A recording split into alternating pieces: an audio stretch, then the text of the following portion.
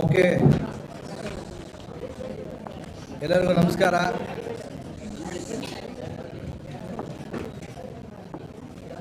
So ಮೊದಲು ಒಂದು 3-4 ನಿಮಿಷದಲ್ಲಿ silent please. One small thing and then 3-4 ನಿಮಿಷದಲ್ಲಿ within 3-4 minutes we will finish our KPCC party briefing of Davanagere. ಆಮೇಲೆ ಮಿಕ್ಕಿದ್ದು ಮಾಡ್ತೀವಿ. ಗೌರವಾನ್ವಿತ AICC ಪ್ರಧಾನ ಕಾರ್ಯದರ್ಶಿಗಳಂತ ಸುರ್ಜೇವಾಲಾ ಸಾಹೇಬ್ರೆ, ರಾಜ್ಯದ ಗೌರವಾನ್ವಿತ ಮುಖ್ಯಮಂತ್ರಿಗಳಂತ ಸಿದ್ದರಾಮಯ್ಯ ಸಾಹೇಬ್ರೆ, ಮೊಹಮ್ಮದ್ ಅವರೇ ಮತ್ತು ರಿಜ್ವಾನ್ ಅಹಮದ್ ಅವರೇ, ಶಾಸಕರು, ನಮ್ಮ ಅಭಿಷೇಕ್ ದತ್ತರವರೇ, ಸೆಕ್ರೆಟರಿ ಅವರು, ನಮ್ಮ ಮುಖಂಡರಂತ ಸಾದಿಕ್ ಪೈಲ್ಮಾನ್ ಅವರೇ, ಸೊ ಇನ್ನು ಅನೇಕ ಎಲ್ಲ ಕಾರ್ಯಕರ್ತರೆಲ್ಲ ಬಂದಿದ್ದಾರೆ. ತಮಗೆಲ್ಲ ಭಾಳ ದೊಡ್ಡ ಮಾಧ್ಯಮದಲ್ಲಿ ಭಾಳ ಆತಂಕವನ್ನು ತೋರಿಸ್ತಾ ಇದ್ರಿ. ನಮಗೆ ನಮ್ಮ ಮೇಲೆ ಒಂದು ದೊಡ್ಡ ನಂಬಿಕೆ, ನಮ್ಮ ಪಕ್ಷ, ನಮ್ಮ ಕಾರ್ಯಕರ್ತರು, ನಮ್ಮ ಸಿದ್ಧಾಂತ, ಇದ್ರ ಮೇಲೆಲ್ಲ ನಂಬಿಕೆ.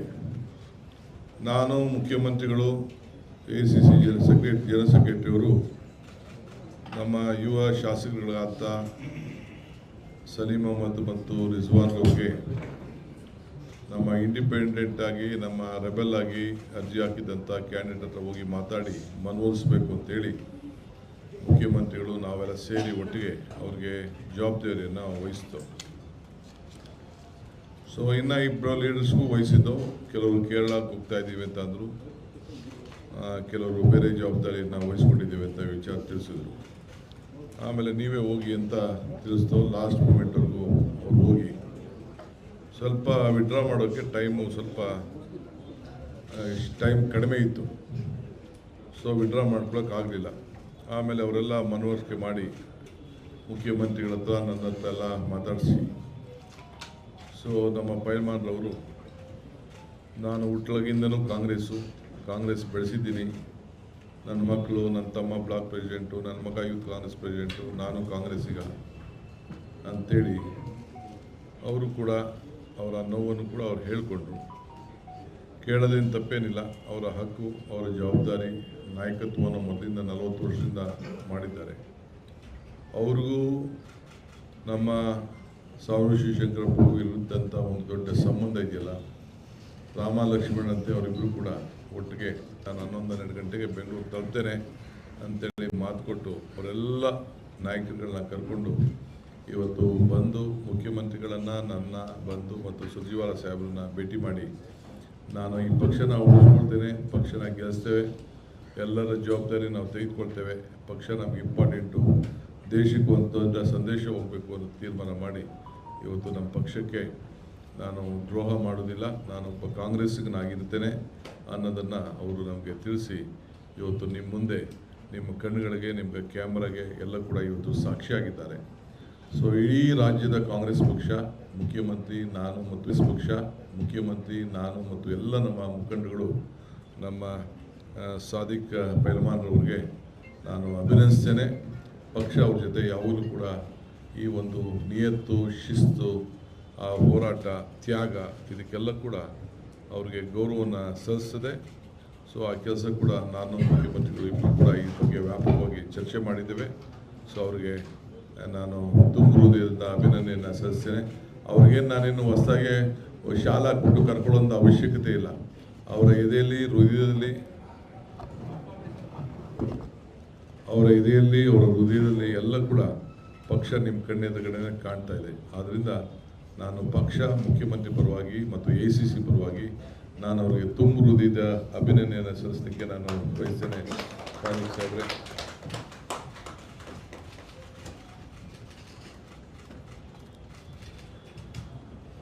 ಸೊ ಇದ್ರ ಜೊತೆಗೆ ನಾನು ಮತ್ತು ಮುಖ್ಯಮಂತ್ರಿಗಳು ಭಾಳ ತುಂಬ ಹೃದಯದಿಂದ ಶ್ರಮಪಟ್ಟಂಥ ನಮ್ಮ ಸ್ಥಳೀಯ ಕೆಲವು ಮುಖಂಡರುಗಳು ಕೂಡ ಹಗಲು ರಾತ್ರಿ ಅವರಿಗೆ ಮನವೊಲಿಸಲಿಕ್ಕೆ ಪ್ರಯತ್ನವನ್ನು ಮಾಡಿದ್ದಾರೆ. ಅವರು ಕೂಡ ಈ ಸಂದರ್ಭದಲ್ಲಿ ನಾನು ಅಭಿನಂದಿಸ್ತೇನೆ, ಕೃತಜ್ಞತೆ ಸಲ್ಲಿಸಲಿಕ್ಕೆ ಬಯಸ್ತೇನೆ. ಜೊತೆಗೆ ನಮ್ಮ ರಿಜ್ವಾನ್ರವರು ಮತ್ತು ನಮ್ಮ ಸಲೀಮ್ರವರು, ಅವರು ಕೂಡ ಮುಖ್ಯಮಂತ್ರಿಗಳ ಮಾರ್ಗದರ್ಶನಂತೆ ಅವರು ಹೋಗಿ ನಾವು ಕೊಟ್ಟಂಥ ಜವಾಬ್ದಾರಿಯನ್ನು ಭಾಳ ಉತ್ತಮವಾಗಿ ಅವರು ನಿರ್ವಹಿಸಿದ್ದಾರೆ. ಅವರು ಕೂಡ ನಾನು ಅಭಿನಂದಿಸುವಂಥ ಕೆಲಸ ಪಕ್ಷ ಅವರು ಕೂಡ ಮಾಡ್ತದೆ ಅನ್ನೋ ಮಾತನ್ನು ಈ ಸಂದರ್ಭ ಹೇಳಲಿಕ್ಕೆ ಬಯಸ್ತೇನೆ. ಈ ಮುಂದಕ್ಕೆ ನಮ್ಮ ದೇಶದ ವಿಚಾರದಲ್ಲಿ ನಮ್ಮ ಸುರ್ಜಿವಾಲಾ ಸಾಹೇಬರು ನಿಮ್ಮನ್ನು ಉದ್ದೇಶಿಸಿ ಮಾತಾಡಬೇಕು ಅಂತೇಳಿ ನಾವು ಕೂಡ ಈ ದೇಶದಲ್ಲಿ ಆಗ್ತಾರಂಥ ಒಂದು ದೊಡ್ಡ ಮಾತಾಡ್ತಾರೆ. ಓಕೆ, ಒಂದು ನಿಮಿಷ ನಮ್ಮ ಸಾದಿಕ್ರವರು ಮಾತಾಡ್ತಾರೆ, 2 ನಿಮಿಷ ಮಾತಾಡ್ತಾರೆ.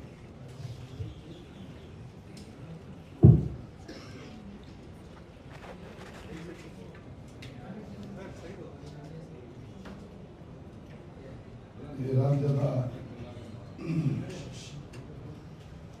ಮುಖ್ಯಮಂತ್ರಿ ಸಿದ್ದರಾಮಯ್ಯವರೇ, ಡಿ.ಕೆ. ಶಿವಕುಮಾರ್ ಅವರೇ, ಸುರ್ಜೇವಾಲಾಜಿಯವರೇ, ಸಲೀಂ ಅಹಮದ್ ಅವರೇ, ಇಜಾನ್ ಅರ್ಷದ್ ಅವರೇ, ಇದು ರಾಷ್ಟ್ರೀಯ ಕಾಂಗ್ರೆಸ್ ಪಕ್ಷ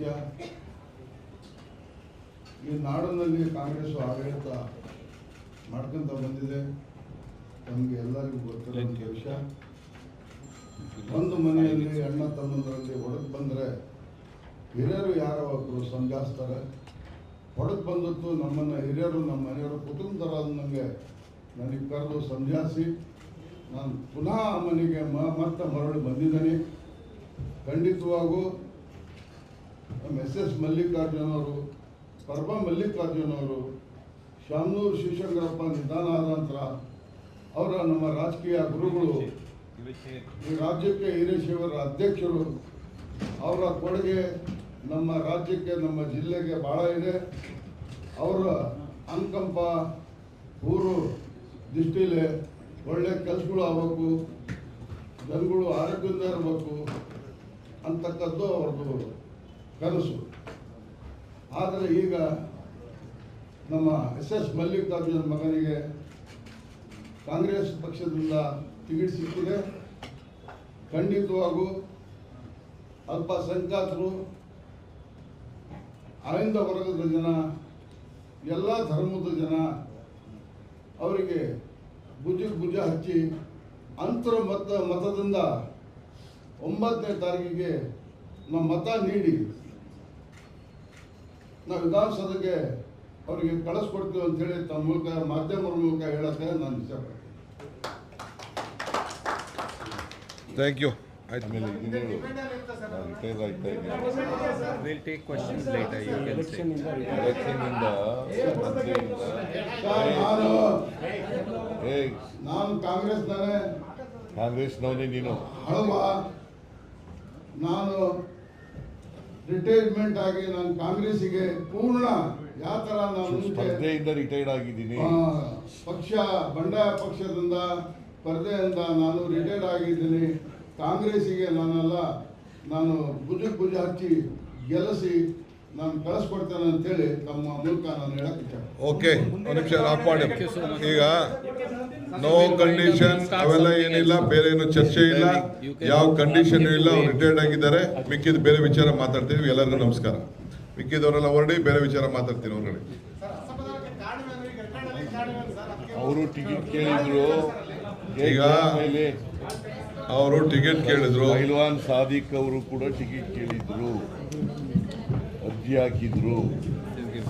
ಆದ್ದರಿಂದ ಅವರು ಕಣದಲ್ಲಿ ಉಳಿದಿದ್ರು. ನಾನು ನಿನ್ನೆ ರಿಜ್ವಾನ್ ಅವರಿಗೆ ಮತ್ತು ಸಲೀಂ ಅವರಿಗೆ, ಇವರು ಎಂಥವರು ನಜೀರ್ ಅವರಿಗೆ ದಾವಣಗೆರೆಗೆ ಹೋಗಿ ನಾನು ನಿನ್ನೆ ರಿಪ್ಲೈ ಇದ್ದದ್ರಿಂದ ನಾನು ಹೆಚ್ಚು ಸಮಯ ಇರಲಿಲ್ಲ ನನಗೆ. ಹಾಗಾಗಿ ಇವ್ರನ್ನ ಕಳಿಸಿದ್ದೆ. ಅವರು ನಜೀರ್ ಹೋಗಲಿಲ್ಲ, ರಿಜ್ವಾನ್ ಮತ್ತು ಸಲೀಂ ಹೋಗಿದ್ದರು. ಅವ್ರು ಹೋಗೋ ಅಷ್ಟೊತ್ತಿಗೆ ಟೈಮ್ ಆಗಿಬಿಟ್ಟಿತ್ತು.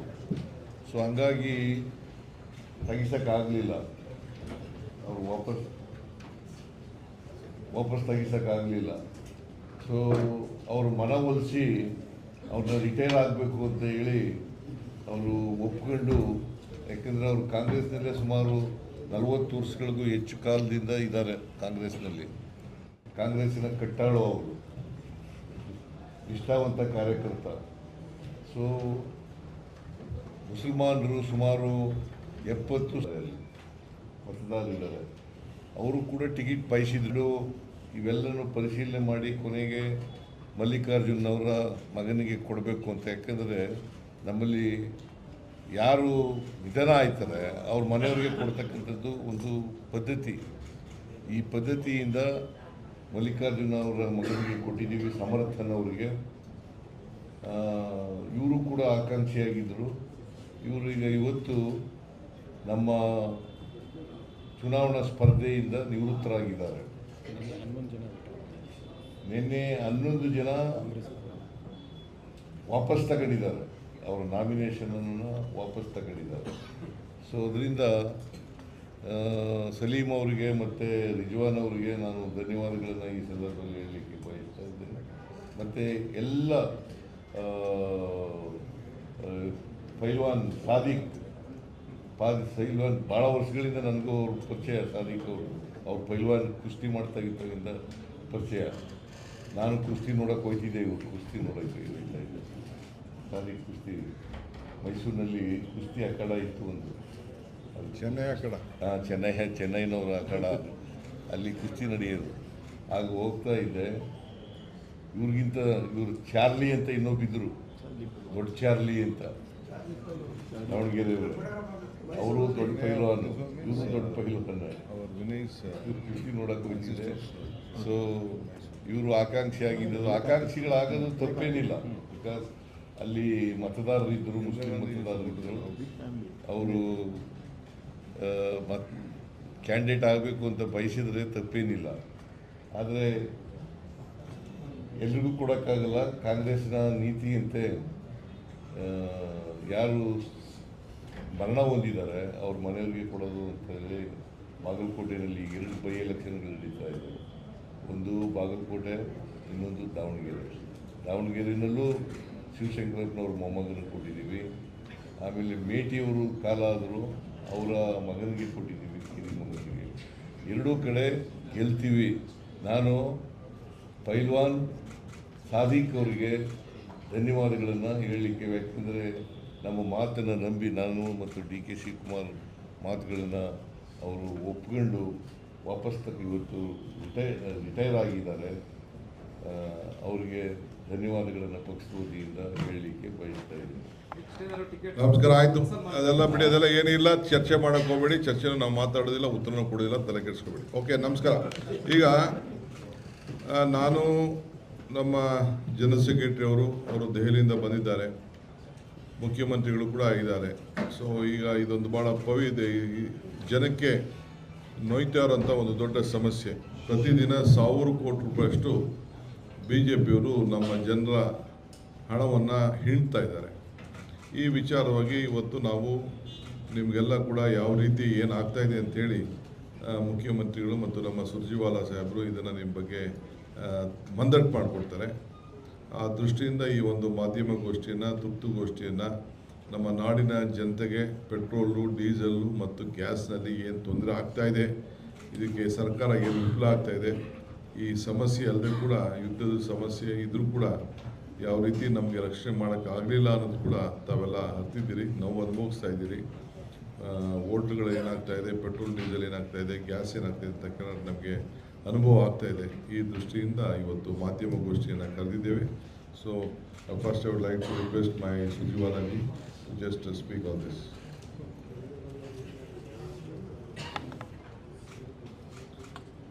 Better speak in English. Thank you, Shiv Kumar ji, our Honorable Chief Minister Siddharamaiah ji, all our friends on the dais and friends of the media. There was an important political development in the state. That's why we took some time extra of yours. My apologies. And it was a happy day for the Congress family that few friends who had some differences of opinion They have come back to the Congress mainstream, as PCC President said, and we have welcomed Sadiq Pahalwanji and hundreds and thousands of other friends who had some reservations, and now everything stands sorted out.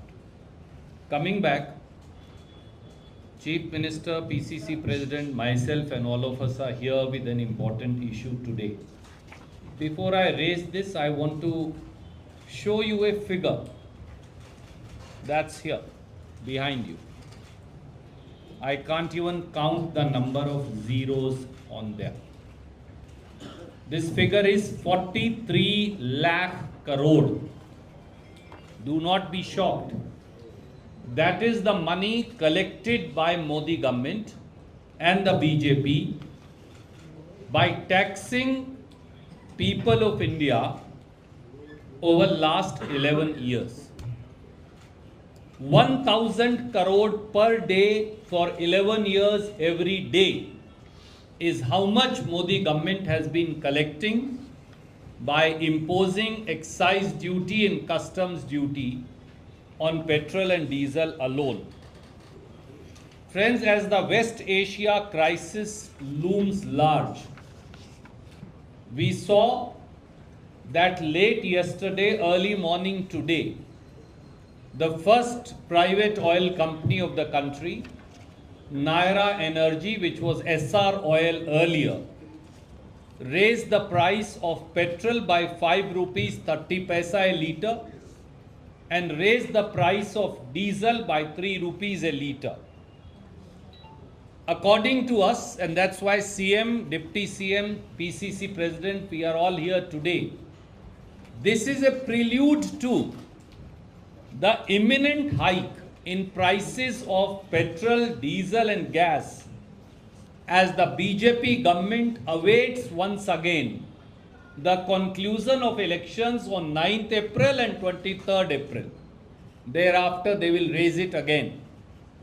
Petrol and diesel by up to 20 rupees a litre and gas cylinder by up to 500 rupees a gas cylinder more, in addition to the 2 hikes that have already happened. This is the well-known dupe, deceive, distract style of Modi government and the BJP.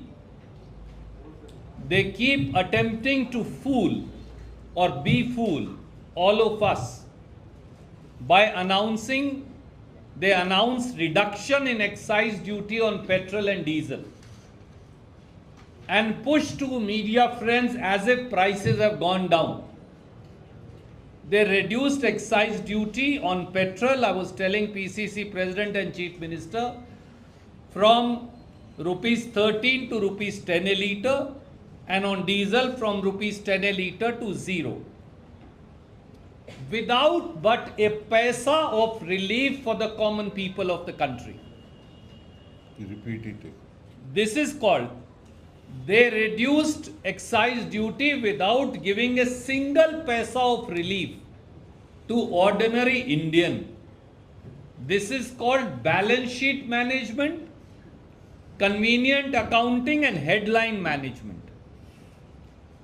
The burden will get transferred back to whom? To Government of India. Government of India will collect this money from whom? From you and me and from each one of us.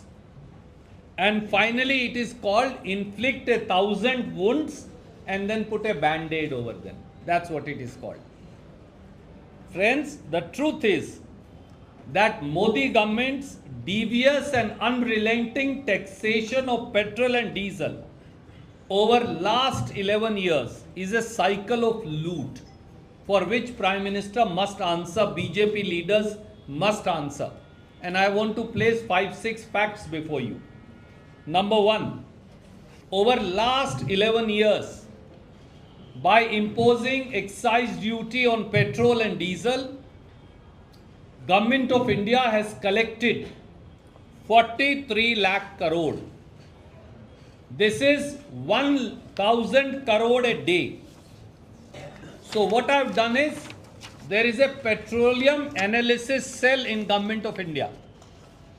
Year-wise, they collect as to how much money Government of India has collected from excise duty. So for all the 11 years, I am sending you a chart. PCC will be releasing it. If you total it, it comes to about 42 lakh crore. We've added the current figure for 26 to make it 43 lakh crore. Simple question is, Mr. Modi, Mr. Vijendra, Mr. R. Ashok, they must answer, where has 43 lakh crore gone? Who has that money? Where has the money gone? Second question. On 26th May 2014, when Congress demitted power, the price of petrol was 71 rupees a litre. The price of diesel was 56 rupees a litre. The price of petrol today has gone up from 71 rupees to 102 rupees. 102 rupees 96 paisa to be precise. The price of diesel has gone up from 56 rupees to 91 rupees a litre. Even the price of crude oil when Congress demitted power in 2014 was $108 per barrel. Prior to the West Asia crisis, the average price of crude oil was 70 rupees a barrel, almost down by $38 per barrel. If I was to calculate that, the actual price of petrol should be 61 rupees a litre and diesel should be 56 or 57 rupees a litre. Rest of the money is going to BJP government's pocket. Thirdly, between 2014 to 2025, 11 years, Modi government imposed an average excise duty of rupees 19.70, 19 rupees 70 paisa on petrol per litre and 15 rupees 50 paisa per litre on diesel. This is 25% of the price of petrol and 22% of the price of diesel. So every time you put fuel in your scooter, motorcycle, car, tractor, four-wheeler, truck, 25% goes to Modi government's pocket because that's what they are collecting. They have increased excise duty. They have varied it 21 times and increased it 12 times. I am sending you a date-wise chart of that change in excise duty. Also, PCC will be releasing it to you. Modi government collects 982 crore every day for 11 years. Not one day is leave day from people of India. Modi government's announcement of reduction on excise duty on petrol and diesel has what impact?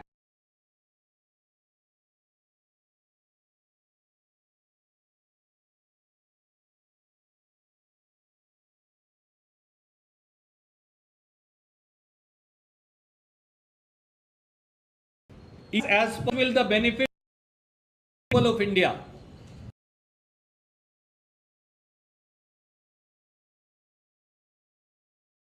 So what kind of fake narrative are you trying to sell to people? Not a paisa has been reduced for petrol or diesel. That's the truth.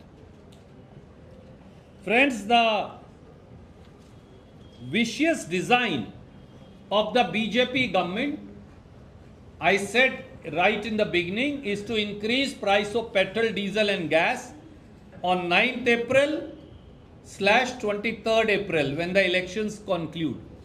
You will say, how do you know that? Well, that's our past experience. And let me give you 3 examples. Modi government came to power in 2014. Delhi Assembly election February 2015, sir. On 8th February, they raised the price of petrol and diesel. As you vote, they increase the price of petrol, diesel and gas. This is not the only example. In 2019 general elections concluded on 19th of May 2019, Modi government raised the price of petrol and diesel when? On 20th of May, the very next day. That's the past experience. In 2022, Uttar Pradesh and many other states went to polls. The polling happened on 10th of March 2022. Modi government increased the price of petrol and diesel on 22nd March 2022, and not once, but 14 times in 16 days. They increased. During Congress government in May 2014, it is 913 rupees today, an increase of 121%. While the price of gas, what we call the LPG price, that has gone down from 880 US dollar per MT to 540 US dollar per MT, a decrease of almost 39%.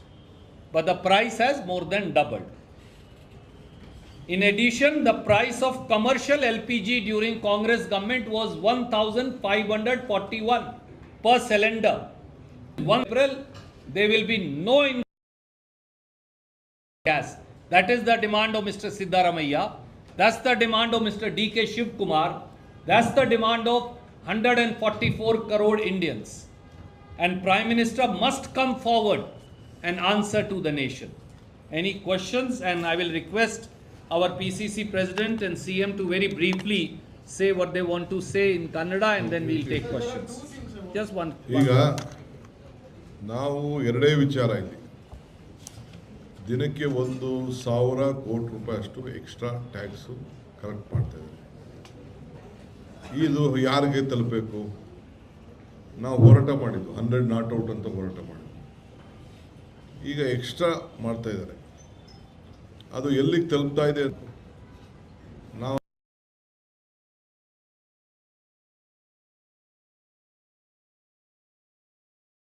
ಕಂಪ್ನಿಗಳಿವೆಲ್ಲ ಅವ್ರು ಬೇಕಾದಂಥ ಕಂಪ್ನಿಗಳಿಗೆ trial ಮಾಡ್ತಿದ್ದಾರೆ. ಈಗ election ಹತ್ರ ಬಂತು ಅಂದ ತಕ್ಷಣ, ಮುಗಿದ ತಕ್ಷಣ ಇದು ಮಾಮೂಲಿ ಹಿಂದೆ ಎಲ್ಲ ಕೂಡ ರೈಸ್ ಮಾಡಿದ್ದಾರೆ. ಈ ಕ್ರೂಡ್ ಪ್ರೈಸು ಯಾವ ರೀತಿ ಆಗ್ತಾ ಇದೆ ಇವೆಲ್ಲ ಕೂಡ ನಿಮಗೆ ಆಗ್ತಾ ಇದೆ.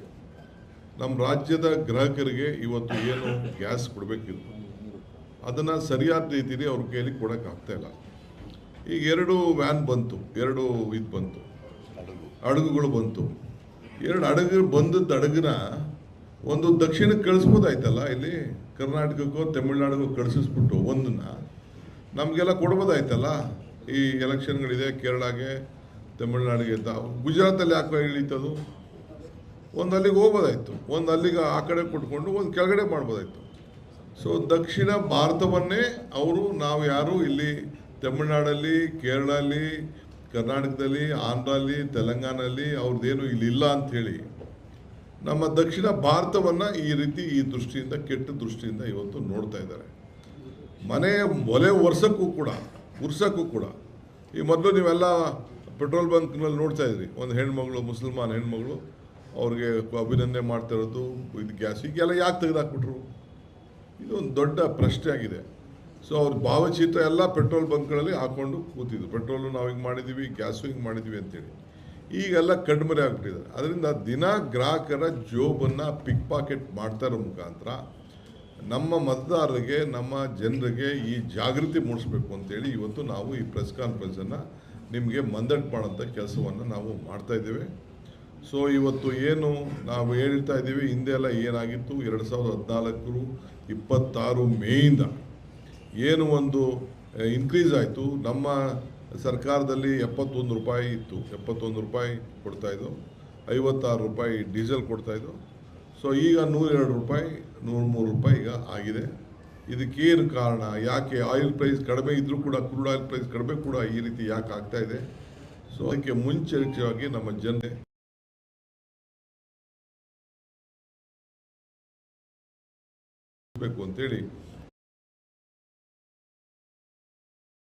ಅಂತೇಳಿ ನಾವು ಈ ಮಾಧ್ಯಮ ಗೋಷ್ಠಿಯನ್ನು ಇವತ್ತು ನಾವು ಕರೆದಿದ್ದೇವೆ.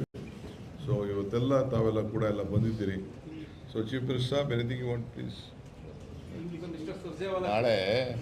ನಾಳೆ ನಾನು ಪ್ರೆಸ್ ಕಾನ್ಫರೆನ್ಸ್ ಕರೆದು ಮಾತಾಡ್ತೀನಿ. ಅದರಿಂದ ಈಗ ಸುರ್ಜೇವಾಲಾ ಅವರಿಗೆ ನೀವು ಪ್ರಶ್ನೆಗಳನ್ನು ಕೇಳಿ.